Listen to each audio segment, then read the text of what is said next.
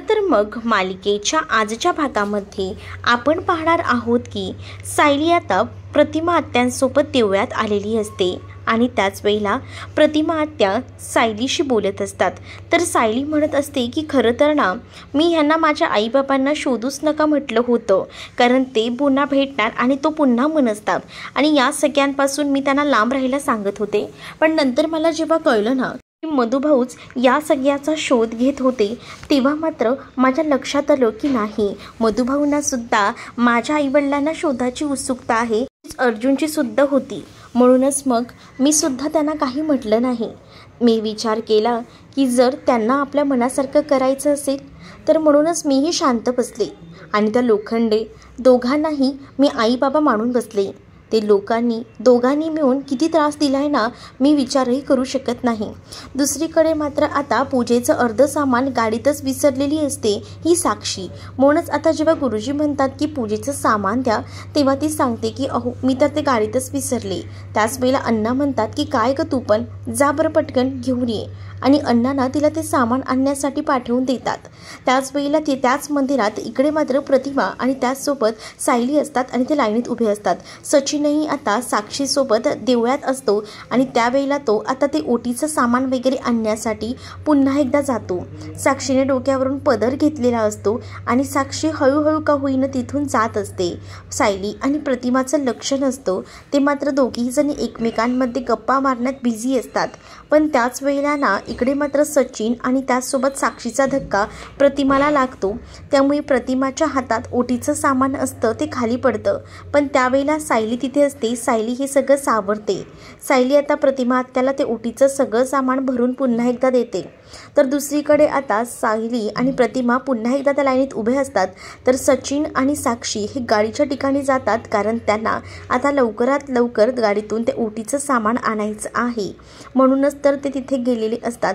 तर दुसरीकडे अर्जुन मात्र एकीकडे त्या फोटोकडे एकटक बघत असतो आणि तो विचार करत असतो की हा तर बबली लोखंडेचा फोटो आहे, म्हणजे हीच माझी सायली आहे ना। हा विचार आता त्याच्या मनामध्ये कुठेतरी सारखा येऊ लागलेला असतो। पण जर मला याची पडताळणी करायची असेल तर मला आधी काहीतरी करावं लागेल, आणि असा विचार करूनच तातडीने तो तिकडनं बाहेर पडतो। दुसरीकडे मात्र आता सायली आणि प्रतिमा दोघीही जणी लाईनीत उभ्या असतात आणि त्याच वेळेला आता सायलीला फोन आलेला असतो, म्हणूनच सायली कॉल रिसीव्ह करण्यासाठी बाजूला जाते। प्रतिमा मात्र लाईनीतच उभी असते। प्रतिमा समोर पाहत असते। प्रतिमाला आता तो माणूस दिसतो, माणूस म्हणजेच महिपत तिला दिसल्यामुळे आता मात्र तिला समजत नसतं की या माणसाला आपण पहिल्यांदा कुठेतरी का पाहिलेलं आहे, असं का वाटतंय। असाच विचार आता तिच्या डोक्यामध्ये येत असतो। महिपत हा समोरच पूजा करत असतो, म्हणजेच ज्या काही राहिलेल्या विधी आहेत त्यासुद्धा पूर्ण करायच्या असतात आणि त्या विधी तो पूर्ण करत असतो। पण दुसरीकडे मात्र आता पाहायला मिळतं इकडे मात्र प्रतिमाला सारखा भास होऊ लागतो आणि ती विचार करते की हे सगळं मला का आठवतंय, या माणसाचा आणि माझा काय संबंध आहे। ती डोक्याला थोडा ताण देत असते आणि विचार करत असते, पण डोक्यातून कोणत्याही गोष्टी क्लिक होत नसतात। दुसरीकडे सायली आता एका बाईसोबत गप्पा मारत असते। खरं तर ती बाई बऱ्याच दिवसानंतर तिला भेटलेली असते आणि त्या गप्पांमध्ये सायली रमून गेलेली असते। त्यानंतर सायली म्हणते की बघा ना, तुमच्याशी बोलण्यात कधी इतका वेळ निघून गेला ना खरंच काही कळलं नाही। चला मीही निघते, कारण प्रतिमा त्यांना तिथे एकट्या आहेत। तर प्रतिमा आता म्हणत असते की नाही, या माणसाला मी कुठेतरी पाहिलेलं आहे, आणि असा विचार करूनच ती हळूहळू जवळ जाते। म्हणजे तिच्या लक्षात येतं की आपण हिला कुठेतरी पाहिलेलं आहे, पण कुठेही तिला कळत नसतं, आणि म्हणूनच आता ती पुढे जाते। दुसरीकडे मात्र आता अर्जुन जो आहे तो डायरेक्टना भेटायला आलेला असतो आणि मधुभाऊंना जेव्हा तो भेटायला येतो तेव्हा मात्र आता तो म्हणत असतो की काही झालं ना तरीसुद्धा मला आज सगळ्याच गोष्टीचा निकाल लावायचा आहे। प्लीज मधुभाऊ, माझ्या डोक्यातले जे काही प्रश्न आहेत ते सगळे काही तुम्हीच सोडवू शकता, प्लीज मला माझ्या प्रश्नांची उत्तरं द्या। त्याच वेळेला आता हा फोटो बघा, हा फोटो सायलीचाच आहे ना। त्यावर मधुभाऊ काहीच रिॲक्ट होत नसतात, म्हणजे मधुभाऊ डोळ्यांचे इशारेही करत नसतात। त्यामुळे आता अर्जुन विचार करतो की नक्की काय आहे, म्हणजे माझंच कुठेतरी चुकतंय का। मी मधुभाऊंना हे फोटो दाखवतोय.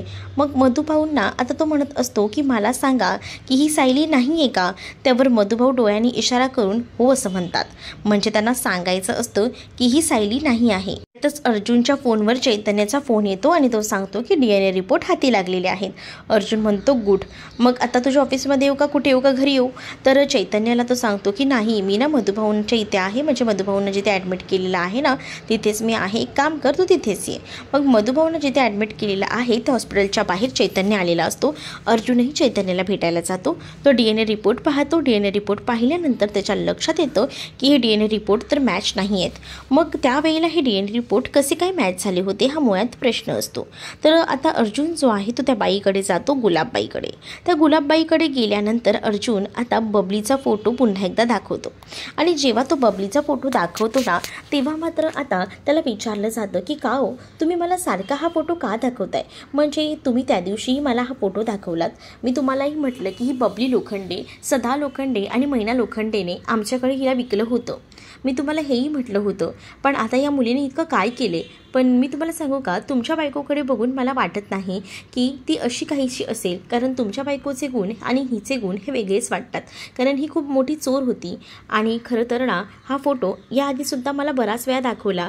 मला असं वाटत नाही आहे की तुमची बायको ही अशी सगळी असेल असं देखील आता म्हटलं जातं. मग ह्याआधी तुम्हाला फोटो कोणी दाखवला होता, काय झालं होतं नेमकं मला सांगू शकता का, असं देखील आता म्हटलं जातं. आणि त्याच वेळेला आता याआधी फोटो ना मला एका माणसाने दाखवला होता. त्या माणसाचं नाव माहिती आहे का. मग आता ती गुलाब सांगू लागते की हो मला त्या माणसाचं नाव आठवतंय. तो माणूस महिपत होता. महिपतचं नाव जेव्हा आता अर्जुनला समजतं तेव्हा अर्जुनला अजूनच मोठा धक्का बसतो. कारण मैना आणि सदाने सुद्धा त्याचंच नाव घेतलेलं होतं आणि आता या बाईने सुद्धा त्याचंच नाव घेतलेलं आहे. म्हणजे नक्कीच काहीतरी गडबड आहे. म्हणजे हा महिपत नक्की काय काय मोठा प्लॅन रचून ठेवलेला आहे ह्याने. खरंच ना काहीच कळायला मार्ग नाही आहे.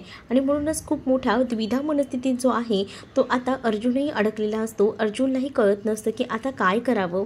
इकडे मात्र महिपत आता वाट बघत असतो की साक्षी आणि सचिन कधी येत आहेत. कारण का त्यांनी सामान आणायला गेलेले असतात. तर त्यावेळेला गुरुजी म्हणतात की आपण बाकी जे काही विधी आहेत ते करून घेऊया. तुम्ही ना एक काम करा, ही दुपारात घ्या आणि पूर्ण ज्या मंदिराला आहेत त्या प्रदक्षिणा घाला. महिपत आता प्रदक्षिणा घालत असतो. आणि त्याच वेळेला आता तिकडे मात्र प्रतिमा जी आहे ती त्याच्या मागेच येऊन उभी राहिलेली असते. प्रतिमा आता जवळून त्याला पाहत असते की ह्याला जवळून बघितल्यानंतर आपल्याला काही सुचतंय का, आपल्याला काही लक्षात येतंय का, या गोष्टी तिच्या डोक्यात येत असतात. आणि म्हणूनच ती आता एकदम जवळून त्याला निहाळत असते. आणि त्याच वेळेला आता तिच्या लक्षात येतं की हो या माणसाला मी पाहिलं आहे आणि या माणसामुळेच माझ्यावर कुठचा तरी भयानक असा प्रसंगसुद्धा उद्भवला होता. आणि ती जाळ आणि हे सगळं काही पाहून तिच्या लक्षात येतं की माझ्या तोंडाला जे काही आज वाट लागलेली होती त्या माणसानेच केलेली होती. हेही थोडं थोडं का होईना फुसटचं तिला दिसू लागलेलं असतं. आणि त्यामुळे ती महिपतकडे एकटक पाहत असते. आणि आतासुद्धा महिपतच्या हातातच ते जळता निकारा असतो. आणि त्यामुळेच ना तिला आता पूर्णपणे खात्री पटते की नाही हा हाच आहे, तोच माणूस आहे का, असाच ती आता विचार करत असते. कडे सायली एका बाईसोबत बोलत असते आणि अचानकपणे त्या बाईला ती म्हणते की चला मी येते. आणि तेवढ्यातच ना सायलीचा फोन वाजतो म्हणून सायली कॉल करते. सायलीला आधीच खूप टेन्शन असतं कारण अर्जुन त्या बाईला भेटायला जाणार असतो. ती बाई काय बोलेल काय नाही या सगळ्या गोष्टी डोक्यामध्ये फिरत असतात. आणि तेवढ्यातच आता तिच्या लक्षात येतं की आपण त्यांना विचारायला हवं. आणि म्हणूनच ती अर्जुनला विचारते, अर्जुन मला सांगा, मी तुमच्या फोनची एवढी वाट बघते, काय झालं आहे तिथे. मला सुद्धा उत्सुकता असतेच की काय झालं आहे ते, सांगा ना काय झालं आहे, बोला ना. आता इकडे अर्जुन मात्र तिला म्हणत असतो अगं बोलायला तरी दे मला, अगं वेळ तरी दे मला बोलायला. तर अर्जुन म्हणतो आता एकदम शांत म्हणजे शांत. मी गेलो होतो तिकडे त्या बाईला विचारायला. त्या बाईने फक्त एकच नाव घेतलं, ते म्हणजे त्या महिपतचं. महिपतबद्दलच तिने सांगितलं. काय म्हणजे महिपतचं नाव सांगितलं आहे, या सगळ्याच्या मागे महिपतच आहे इकडे सुद्धा, असं आता सायलीलाही कळलेलं असतं. आणि त्यामुळे सायलीसुद्धा मोठ्या शॉकमध्ये असते. ती आता विचार करत असते की नेमकं कसं काय घडतं या सगळ्या गोष्टी. म्हणजे तिलाही क्लिक होत नसतात ना एका पॉईंटला ह्या गोष्टी. आणि म्हणूनच तीही आता या सगळ्या गोष्टीचा विचार करत असते. तर दुसरीकडे मात्र आता सायली जी आहे ती शांत असते. कारण सायलीला कळून चुकलेलं असतं की ह्या सगळ्यामध्ये सुद्धा महिपत आहे. मैनाला सुद्धा महिपतने सांगितलेलं होतं. बाईला सुद्धा या महिपतने सांगितलं आहे आणि हे जेव्हा तिला समजतं तेव्हा मात्र धक्का बसतो. पण जेव्हा ती समोर पाहते ना तेव्हा प्रतिमा आत्या ज्या आहेत त्या जागेवरच कोसळलेल्या असतात. कारण प्रतिमा आत्याने आता महिपतला पाहिलेलं असतं. महिपत तो आता जाळ घेऊन फिरत असतो आणि त्यामुळे आता इथे प्रतिमाच्या लक्षात येतं की हा तोच माणूस आहे ज्याने आपल्याला त्रास दिला होता आणि त्याच्या हातातही तोच जाळ असतो. आणि आता पुन्हा एकदा आग पाहून ती घाबरते आणि जोरात किंचाळी मारते. जेव्हा आता ती जोरात किंचाळते ना तेव्हा मात्र अहो बाई काय झालंय तुम्हाला, अशा काय करताय असं महिपत बोलू लागतो. म्हणजे महिपतला असं दाखवायचं असतं की त्याची काही चूक नाही आहे, त्याने काही केलेलंही नाही आहे आणि हे सगळं तो दाखवत असतो. पण इकडे मात्र प्रतिमाने बरोबर आता ओळखलेलं असतं. कारण प्रतिमाला गोळ्या वगैरे व्यवस्थित सुरू असतात आणि प्रतिमाचा बराच जो भूतकाळ होता तो प्रतिमाला आता आठवू लागलेला होता आणि त्यामुळे प्रतिमाची स्मृती देखील हळूहळू का होईना पूर्ण आलेली असते. आणि त्यामुळे जेव्हा ती आता त्याला पाहते तेव्हा मात्र लक्षात येतं की या माणसाला आपण याआधी तरी कुठेतरी पाहिलेलं आहे. आणि ती अचानक चक्कर येऊन कोसळते.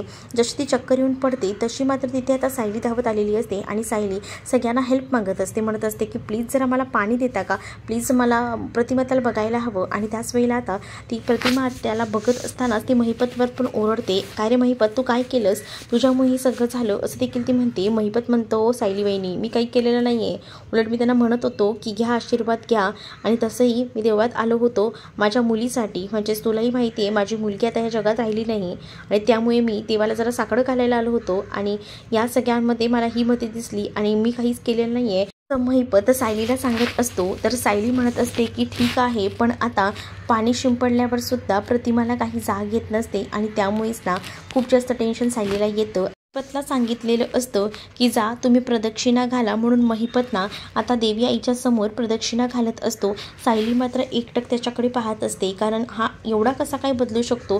म्हणजे कधीही देवाच्या पाया न पडणारा माणूस जो आहे तो मात्र आज चक्क देवाच्या इथे गोलगोल फिरतोय. काय चाललंय काय, म्हणजे नेमकं काय आहे ते समजत नसतं. दुसरीकडे अस्मिता जी आहे ती मात्र सुद्धा टेन्शनमध्ये असते कारण सचिनचा काही कॉल मेसेज काहीच आलेला नसतो आणि मग तिच्या डोक्यामध्ये तोच विचार येतो की ह्याने काही कॉल मेसेजेस केला नसेल, कुठे असेल हा, असे विचार ना डोक्यामध्ये येत राहतात. आणि म्हणूनच ना आता ती ठरवत असते की काही झालं तरी सुद्धा आता मला दिल्लीला जावं लागेल आणि त्याचसाठी ना ती आता बुकिंग करायला सुरुवात करते. आणि त्याच वेळेला जेव्हा ती आता बुकिंग करत असते त्यावेळेला तिला आता अस्मिताला अडवायचं काम कल्पना करत असते. कल्पना म्हणत असते की नको हा बुकिंग करू प्लीज, मी तुला सांगते. पण अस्मिता म्हणते की जर मला भेटायला येणार नसेल मीच जाते. पण कल्पना तिला म्हणत असते की नको एकटीने जाऊ, कारण मला वाटतंय की आता बाबा येतीलच ना 3-4 दिवसात, त्यांचं काम झालं की मग बाबांना घेऊन जा. पण अस्मिता म्हणते की नाही आई मी नाही ऐकणार आहे, मला जायचंच आहे. आणि असं बोलूनच ती तिकीट बुक करत असते. ती त्यावेळेला कल्पनाला विचारते की तू येणार आहेस का. कल्पना बोलते अगं इथे सगळं बंद करून कसं काही येणं पॉसिबल आहे, जरा तरी समजून घे. पण आता तिला ऐकूनच घ्यायचं नसतं. ती सरळ म्हणते की माझं मी बुकिंग केलेलं आहे आणि तसंही मी असं समजेन की मी माझ्या बाळाला जे आहे ना ते पूर्ण जग फिरवते, तसंच मी आता त्या बाळाला दिल्ली दाखवायला घेऊन जाते असं मी काहीसं समजेन. पण आता मी इथे थांबणार नाही आहे असं देखील डायरेक्टली तिने सांगून टाकलेलं असतं आणि तिने आता बुकिंगसुद्धा केलेलं असतं. ती म्हणते की मी आता बिलकुलही थांबू शकत नाही. इकडे प्रतिमाला सायली कशीबशी घरी घेऊन येते आणि जेव्हा प्रतिमाला सायली घरी घेऊन येते तेव्हा मात्र डॉक्टर ही चेकअप करायला आलेले असतात. डॉक्टर म्हणत असतात की आता त्यांना कोणत्यातरी स्ट्रेस आलेला आहे आणि हे सगळं स्ट्रेसमुळे झालेलं आहे, प्लीज तुम्ही त्यांना जास्त लोड देऊ नका कारण त्यांच्यावर ह्या सगळ्याचे परिणाम होऊ शकतात, तुम्ही जास्तीत जास्त काळजी घ्या असं देखील डॉक्टर म्हणतात. आणि त्यामुळे आता डॉक्टर जेव्हा हे सगळं सांगतात तेव्हा कुठे जाऊन इकडे असणाऱ्या या सायलीला लक्षात येत असतं की हे सगळं का होतंय आणि तिने या सगळ्या गोष्टी आठवल्यामुळे तिला त्रास झाला असेल असाच विचार सायलीच्या मनामध्ये येत असतो. डॉक्टर आता औषधं वगैरे सगळं काही लिहून देतात आणि जेव्हा डॉक्टर औषधं वेळेवर घ्यायला सांगतात तेव्हा अजूनही प्रतिमा शुद्धीवर आलेली नसते. त्याच वेळेला नेमकं काय घडलं होतं सायलीला सुद्धा विचारलं जातं. त्याच वेळेला सायली म्हणत असते की काका आम्ही देवळात गेलो होतो, अचानकच हे सगळं घडलं, म्हणजेच ना अचानक ह्या सगळ्या गोष्टी घडल्या आणि त्यामुळेच ना मला खूप जास्त भीती वाटली. मीही विचार केला की ह्या सगळ्या गोष्टी अशा नको घडायला, पण मी तरी काय करू, सगळं अचानक घडलंय त्यामुळे मीही घाबरले. पण मला असं वाटतं ना की काहीतरी गडबड आहे, म्हणजे मला असं वाटतंय की ह्या आगीला बघून घाबरल्यात की अजून कशाला. तेवढ्यातच प्रतिमा त्याला शुद्ध येते. प्रतिमा आता शुद्धीवर येते तेव्हा सुद्धा तिला असं लक्षात येतं की आपण घरी आलेलो आहोत की अजून कुठे आहोत असा ती विचार करत असते.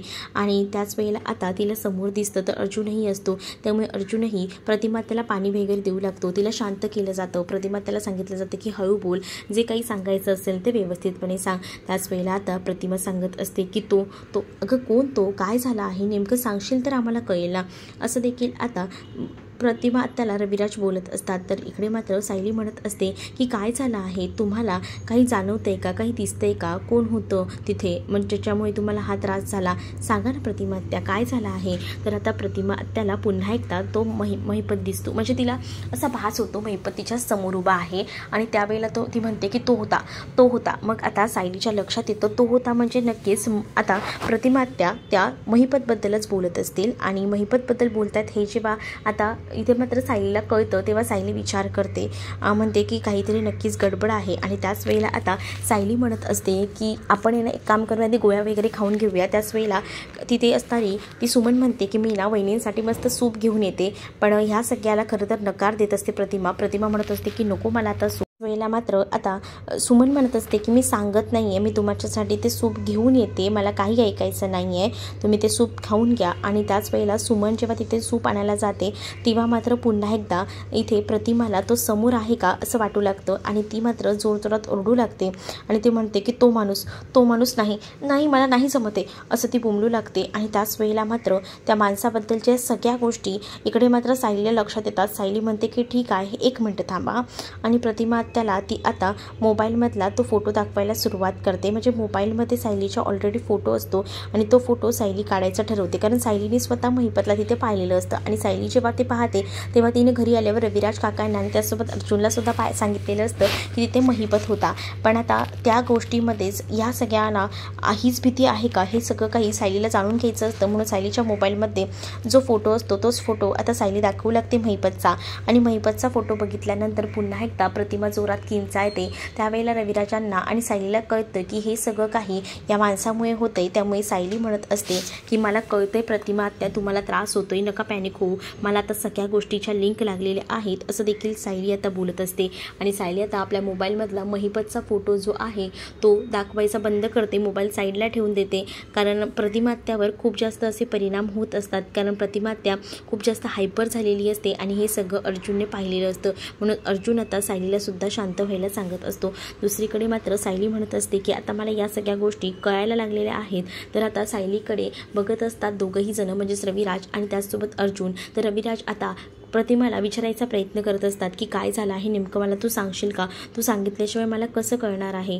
तर रविराज प्रतिमाला विचारत असतात आणि म्हणतात की या माणसाने तुझ्यावर कधी हल्ला करायचा प्रयत्न केला आहे का, सांग ना गं प्रतिमा सांग. तर आता प्रतिमा मात्र शांत बसलेली असते. पण प्रतिमाला आता सगळ्या गोष्टी कळत असतात की जेव्हा तिचा ॲक्सिडेंट झाला होता तेव्हासुद्धा हाच माणूस होता आणि त्याचसोबत आपल्यावर हल्ला करणारासुद्धा हाच माणूस आहे हे तिच्या हळूहळू का होईना लक्षात येत असतं. आणि त्यामुळेच ना आता मात्र ती या सगळ्या गोष्टींचा विचार करत असते. आणि जेव्हा मात्र ती आता या सगळ्या गोष्टींचा विचार करते ना, ती म्हणत असते की कसं सगळं सांगू या लोकांना, खरंच मला कळत नाही आहे. पण आज जे काही झालेलं आहे ते त्या माणसामुळे झालेलं आहे हे तर तिच्या लक्षात आलेलंच असतं. तर पुढील भागामध्ये जेव्हा रविराज विचारतात ना तेव्हा मात्र आता प्रतिमा शांत असते. पण सायलीला हे कळत असतं की काहीतरी गडबड आहे आणि म्हणूनच सायलीने विचारलेलं असताना इकडे मात्र प्रतिमा आता सांगू लागतात की हो अपघाताच्या वेळेला तो होता तिथे. आणि हे जेव्हा आता कळतं प्रतिमाकडनं रविराजांना तेव्हा रविराज म्हणतात की जर अपघाताच्या वेळेला जर तो तिथे होता तर तो आता माझ्यापासून वाचत नसतो. म्हणजे मी नाही ना त्याच्या नरडीचा घोट घेतला तेव्हा बघ मी तेव्हाच कुठे जाऊन शांत बसेन. कारण आज आमची जी अवस्था आहे, माझं कुटुंब उद्ध्वस्त झाले, त्याला सर्वस्वी तो जबाबदार असेल तर त्याला मी सोडणार नाही अशी देखील रविराजांनी आता शपथ घेतलेली असते. आणि त्यामुळे आता खूपच जास्त या मालिकेला भयानक असं वळण आलेलं आहे. तर तुम्हाला हा भाग कसा वाटतोय ना हे नक्कीच मला कमेंटमध्ये सांगा. त्याचसोबत तुम्ही जर आपल्या चॅनलवर नवीन असाल ना तर चॅनलला सबस्क्राईब करायला विसरू नका. चला तर मग भेटूया पुढच्या भागामध्ये. तोपर्यंत टाटा बाय. व्हिडिओ आवडला असेल तर व्हिडिओला लाईक करायला विसरू नका. चला तर मग भेटूया पुढच्या भागात. तोपर्यंत टाटा बाय.